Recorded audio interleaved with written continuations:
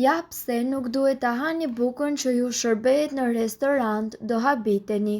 Shumë artikuj të botuar kohë të fundit ju këshillojnë për kujdesin e madh që ju duhet të keni sa herë porositni ushqime në restorant.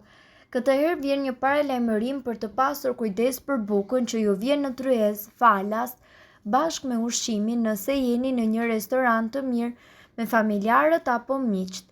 Sipas disa anketave të bëra në Britani në disa restorante popullore, rezultatet lënë vërtet për të dëshiruar. Një pjesë e mirë e tyre bën hile me produktin më të lirë të tryezës.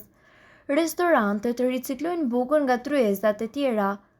Pothuajse të gjitha restorantet nuk duan që ju ta dini këtë.